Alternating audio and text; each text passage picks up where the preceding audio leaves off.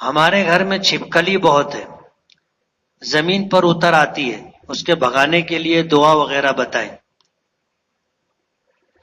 گھروں میں قرآن کریم اور نماز پڑھنے کا معمول بنانا چاہیے، ایک بات۔ دوسری بات، چھپکلی ایک ایسا جانور ہے کہ اس کو مارنے کی اجازت ہے،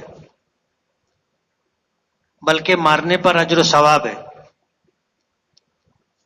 تیسری بات یہ کہ کوئی دعا وغیرہ تو نہیں ہے، لیکن یہ کہ مصیبتوں سے، پریشانیوں سے، بلاؤں سے بچنے کے لیے حضور نے ایک دعا بتائی ہے کہ صبح اور شام 3 مرتبہ بسم اللہ الذی لا یضر مع اسمہ شیء فی الارض ولا فی السماء وهو السمیع العلیم پڑھنا چاہیے۔ اور بچپن میں ہم لوگ سنتے تھے ایک ٹوٹکا، انڈا آتا نا، انڈا اس کو لٹکا دینے کا۔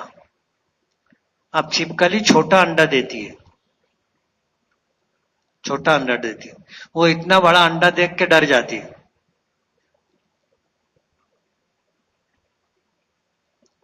نماز چھوٹنے یا پھر قضا ہونے سے کس طرح بچا جائے؟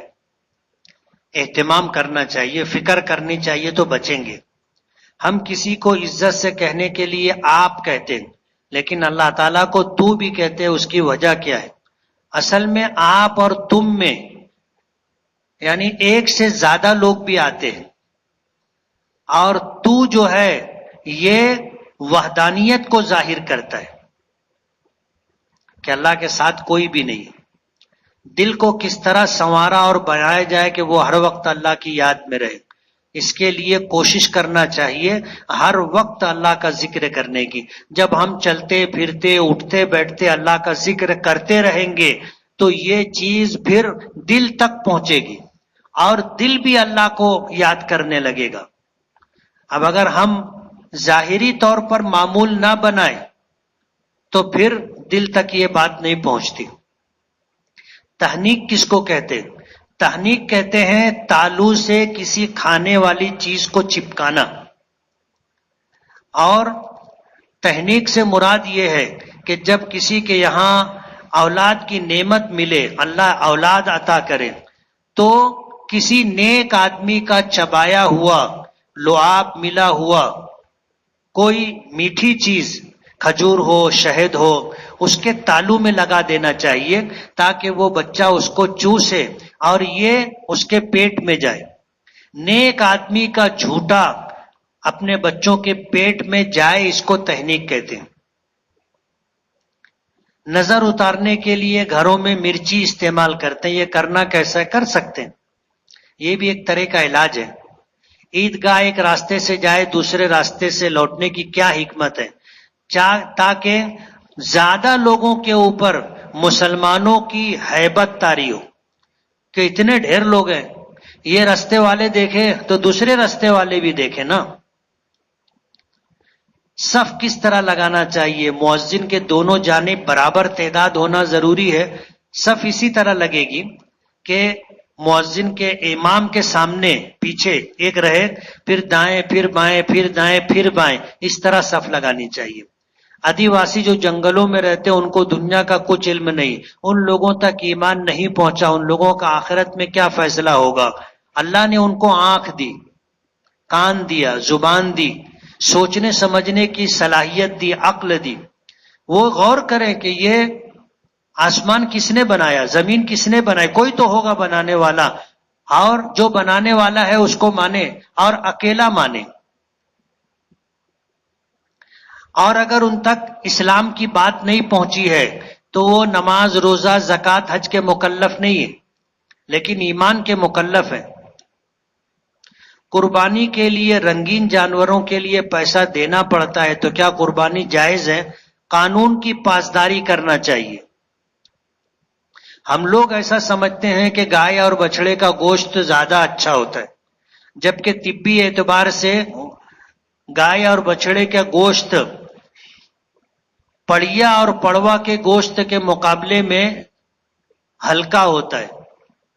بلکہ حضور نے فرمایا کہ گائے کا دودھ پیو، اس میں شفا ہے، گوشت مت کھاؤ، اس میں بیماری ہے. لیکن ہم لوگوں کا ایک مزاج ہے، ہم لوگ وہی ڈھونڈتے ہیں، چوان چاہیے چوان. اور پڑیا اور پڑوا کا گوشت ابھی گھر کے سامنے لا کے باندھا پہ بولے کالا لا کے باندھے. کالا ہی اچھا ہے، قانون کی پاسداری کرنا چاہیے. تقویٰ کہتے ہیں پرہیزگاری کو. شق القمر کہتے ہیں چاند کے ٹکڑے ہوئے تھے حضور کے اشارے پر، اس کو شق القمر کہتے ہیں. حضرت عیسیٰ آخر زمانے میں آئیں گے، ان کی قبر کہاں پر ہوگی؟ حضور کی قبر کے برابر میں ان کی قبر ہوگی. 4 قبروں کی جگہ ہے وہاں پر، ایک حضور کی ہو گئی، ایک ابو بکر کی ہو گئی، ایک عمر کی ہو گئی، ایک جگہ خالی ہے، وہاں پر حضرت عیسیٰ دفن ہوں گے. غزوہ ہند کب ہوگا؟ لیکن اس کے لیے کوئی وقت متعین نہیں ہے. کب ہوگا اللہ بہتر جانتا ہے. ایک دوا ایسی ہے جو سدڑ کو اندر سے باہر کر کے اس کو سکھا کر اس کا پاؤڈر بنایا جاتا ہے، یہ جائز ہے یا نہیں؟ سدڑ کھانا جائز نہیں کھانا چاہیے. کن جگہوں پر پانی کھڑے ہو کر کے پی سکتے ہیں؟ جہاں بیٹھنے کی جگہ نہ ہو وہاں کھڑے ہو کر کے پی سکتے. دین آسان ہے، دین میں بہت سختی نہیں، کھڑے ہو کر کے بھی پانی پی سکتے. جیسے کوئی جگہ ہے وہاں بیٹھنے کی جگہ نہیں ہے، کھڑے ہو کے پانی پی سکتے. زمزم کا پانی کھڑے ہو کر کے پینا. اسی طرح وضو کا بچا ہوا پانی، جیسے لوٹے سے ہم اگر وضو کریں تو تھوڑا سا پانی بعض مرتبہ بچ جاتا ہے، تو اس کو کھڑے ہو کر کے پینے کا حکم ہے. بہت سے لوگوں سے سننے میں آتا ہے کہ وہ لوگ اکثر پیسے کو لکشمی بول دیتے ہیں. یہ بولنا کیسا ہے اور اس کے کیا برے اثرات ہیں؟ غیروں کا دیا ہوا لفظ ہے، لکشمی اور لక్ష్می نہیں بولنا چاہیے. حضور کی گستاخی اگر کوئی کرتا ہے تو کیا حکم ہے، اور اگر ہمارے سامنے کرتا ہے تو شریعت میں کیا حکم ہے؟ حضور کی گستاخی کرنے والا بہت بڑا گنہگار اور مجرم ہے. ہمیں اس کا جواب دینا چاہیے اور بتانا چاہیے کہ اللہ کے رسول صلی اللہ علیہ وسلم کی شان میں جو کچھ تم گستاخانہ طور پر کہہ رہے ہو یہ برابر نہیں. ہمارے نبی ایسے نہیں تھے. آپ ان کی سیرت پڑھو، ان کے اخلاق دیکھو. آج مصیبت یہ ہے کہ ہم کو ہی نہیں معلوم کہ ہمارے پیغمبر کیا تھے اور کیسے تھے، ہم دوسروں کو کیا بتائیں گے؟ یہ ہماری ذمہ داری تھی کہ ہم ان کو بتاتے، نہیں بتائے اس لیے وہ بول رہے ہیں. اخبار کے ذریعے معافی مانگنا کیسا ہے؟ درست ہے، مانگ سکتے. آمنا سامنا ہو جائے تو آمنے سامنے مانگ لیں. حج پر جانے والے شخص کو دعوت دینا، اس کو جوڑا دینا ضروری ہے؟ بالکل ضروری نہیں. یہ ہم لوگوں نے ایک رسم بنا لی ہے. ظہر کی اذان کے بعد اور جماعت سے پہلے فجر کی قضا پڑھ سکتے. کسی مجلس میں ایک شخص نے نماز پڑھ لی اور آپ کا نام لیا گیا تو کیا نماز میں درود بھیجیں یا سلام پھیرنے کے بعد؟ کالج کا ماحول اس طرح کا ہے کہ وہاں لڑکیوں سے بات کرنے کی ضرورت پڑ جاتی ہے پڑھائی کے تعلق سے، تو کیا نظر کی حفاظت اور نیت کی صفائی کے ساتھ جتنی ضرورت ہو اتنی بات کر سکتے ہیں؟ کر سکتے. تسبیح میں 2 بڑی موتی کیوں ہوتی ہے؟ وہ 33 دانے کو الگ الگ کرنے کے لیے ہوتی ہے نا. فجر کی نماز کے بعد اور عصر کی نماز کے بعد تسبیحات پڑھی جاتی ہے، سبحان اللہ، الحمدللہ، اللہ اکبر. وہ سمجھ میں آئے اس کے لیے. رزق کی تنگی اور پریشانی، بیماری، ڈپریشن، سمجھ میں نہیں آ رہا ہے کیا کروں. صبح اور شام 300 مرتبہ استغفار پڑھنا چاہیے. اور ایک دعا ہے، اللہم انت ربی لا الہ الا انت علیک توکلت وانت رب العرش الکریم ما شاء اللہ کان وما لم یشاء لم یکن ولا حول ولا قوة الا باللہ العلی العظیم. اعلم ان اللہ علی کل شیء قدیر وان اللہ قد احاط بكل شیء علما. اللہم انی اعوذ بک من شر نفسی ومن شر کل دابۃ انت آخذ بناصیتها ان ربی علی صراط مستقیم. ہر نماز کے بعد اس کو پڑھنا چاہیے، یہ سب مصیبت پریشانی دور ہو جائے گی. قربانی، زکوٰۃ، حج کتنے مال پر واجب ہے؟ تینوں کے لیے مقدار الگ الگ ہے. جو آدمی صاحب نصاب ہے اس پر زکوٰۃ اور قربانی دونوں واجب ہے، اور جس کے پاس استطاعت ہے یعنی اتنا مال ہے کہ وہ حج کرنے جا سکے، آ سکے، وہاں قیام کے دوران جتنا خرچ ہے وہ اٹھا سکے، اور جانے اور آنے تک جن کا خرچہ اس کے ذمے ہے اس کا انتظام کر سکے، اس کو استطاعت کہتے. اتنا مال اگر کسی کے پاس ہوگا تو اس پر حج فرض ہوگا. زید کی حیثیت نہیں ہے کہ وہ قربانی کا جانور خریدے، تو کیا وہ قرضہ لے کر قربانی کر سکتا ہے؟ نہیں کرنا چاہیے، نہیں کرنا چاہیے. جب شریعت نے ہم کو تکلیف نہیں دی تو کیوں اپنے آپ کو تکلیف میں ڈال رہے ہو؟ بلا عذر عید الاضحیٰ کی نماز مسجد میں پڑھنا کیسا ہے؟ خلاف سنت ہے. عیب دار جانور اور 2 سال میں ایک دن بھی کم عمر کے جانوروں کی قربانی ہو جائے گی؟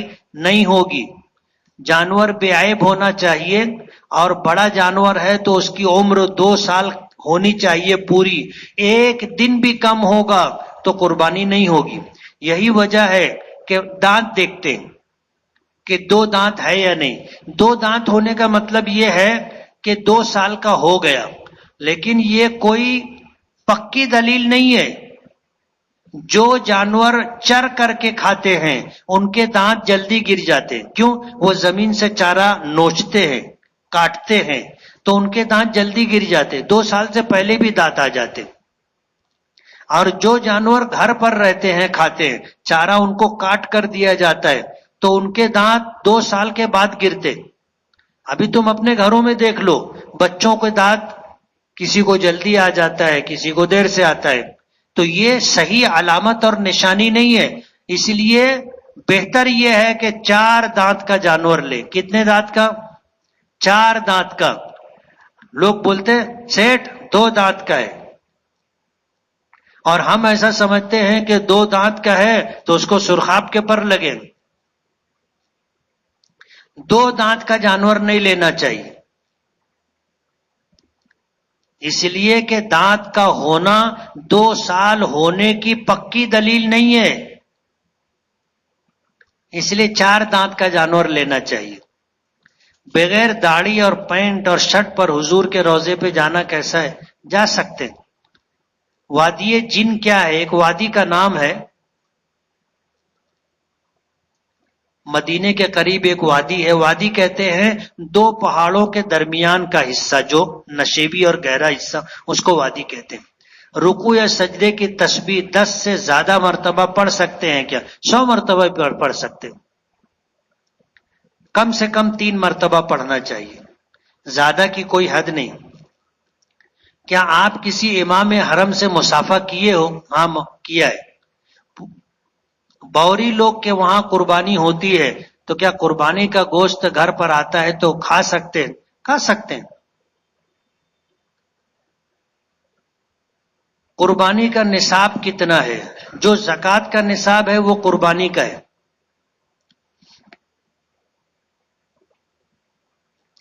قربانی واجب تھی، جانور خریدا گیا، وہ چوری ہو گیا یا گم ہو گیا تو کیا حکم ہے؟ اگر چوری ہو گیا یا گم ہو گیا تو اب تو ہم نے اپنی ذمہ داری پوری کر لی تھی. اگر حیثیت ہو تو اور جانور لے لینا چاہیے. جسم سے کتنی مقدار میں خون نکلتا ہے تو وضو ٹوٹتا ہے؟ زخم ہے، وہاں سے خون نکلا اور زخم سے بڑھ گیا آگے، جیسے پھنسی تھی ہم نے ایسے نوچا، خون نکلا، اور جہاں سے نکلا وہیں پہ رہا، آگے پیچھے نہیں ہوا تو وضو نہیں ٹوٹا. لیکن ذرا سا بھی آگے بڑھ گیا تو وضو ٹوٹ گیا. میری والدہ مجھ سے ناراض ہے، بد دعا دیتی رہتی ہے. میں معافی مانگنا چاہتا ہوں تو مجھے شرم آتی ہے، میں کیسے صلح کروں؟ یہ تو بہت عجیب بات ہے. ماں سے معافی مانگنے میں شرم آتی ہے، ڈوب مرنے کی بات ہے۔ قربانی میں مرحوم والدین دادا دادی کا نام حصہ لینا کیسا ہے؟ لینا چاہیے۔ اپنے مرحومین کی طرف سے اور اللہ کے نیک بندوں کی طرف سے حیثیت ہو تو قربانی کرنا چاہیے، اپنے بچوں کی طرف سے، اپنے گھر والوں کی طرف سے۔ قربانی کرنا ہے تو چاند دکھنے سے لے کر قربانی تک بال ناخن کاٹنے کی ممانعت ہے۔ ممانعت نہیں ہے، نہ کاٹنا مستحب ہے۔ نہیں کاٹو گے ثواب ملے گا، کاٹو گے تو کوئی گناہ نہیں ہے۔ کوئی شخص اگر چوری کے پیسے کا عطر لگا کر نماز پڑھتا ہے تو کیا اس کی نماز قبول ہوگی؟ نماز ہو جائے گی، قبول ہونا نہ ہونا اوپر والے کے اختیار میں۔ ظاہر بات ہے جب ہم کو یہ چیز اچھی نہیں لگ رہی، کھٹک رہی ہے، تو اوپر والے کو کیسے اچھی لگے گی؟ ذو نیشا نام رکھ سکتے ہیں یا نہیں، اس کا معنی بھی نہیں معلوم۔ جن ناموں کے متعلق ہمیں اطمینان نہ ہو وہ نام نہیں رکھنا چاہیے۔ اور دیکھو اچھا نام جتنا تھا وہ سب پہلے کے لوگ رکھ چکے، نیا نام ڈھونڈنے چاہو گے تو ایسے ہی سب نکلے گا، سمجھ رہے ہو؟ اچھا معنی نہیں رہتا۔ ذی الحجہ کے 10 دنوں کی فضیلت اور حدیث پاک سے ثابت ہے، قرآن پاک سے ثابت ہے۔ یوم عرفہ کی بھی فضیلت ہے، اس لیے روزوں کا اہتمام کرنا، نیکی کا اہتمام کرنا چاہیے۔ فجر کے بعد عام طور سے لوگ دھیان نہیں دیتے، خاص طور سے خواتین طلوع آفتاب سے پہلے نماز شروع کرتی ہیں اور درمیان میں سورج طلوع ہو جاتا ہے، وقت مکروہ شروع ہو جاتا ہے اور نماز پڑھتی رہتی ہے۔ تو کیا ایسے وقت نماز پڑھنے سے نماز ہو جائے گی؟ اگر درمیان میں سورج نکلا تو نماز نہیں ہوگی۔ اس لیے نماز کے اوقات کی معلومات لے کر کے نماز پڑھنا چاہیے۔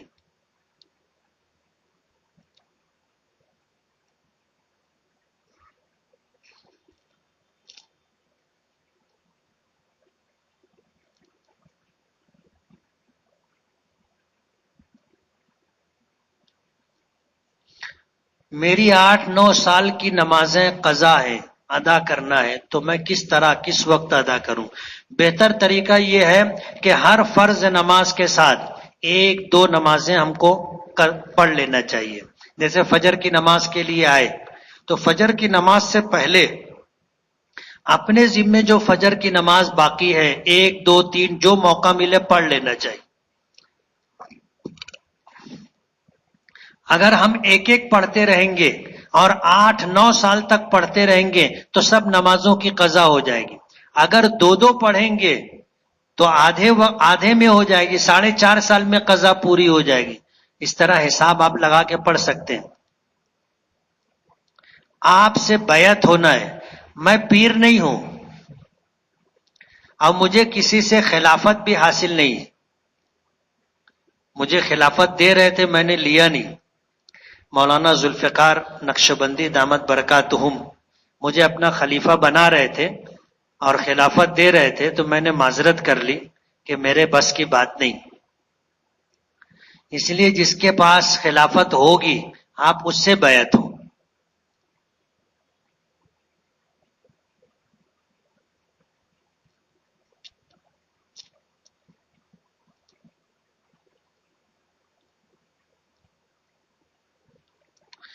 کسی نے پوچھا ہے کہ دارالعلوم ندوۃ العلماء کے موجودہ محتمم حضرت مولانا سعید الرحمان صاحب اعظمی کے والد محترم حضرت مولانا محمد ایوب اعظمی کو نیند میں چلنے کی بیماری تھی؟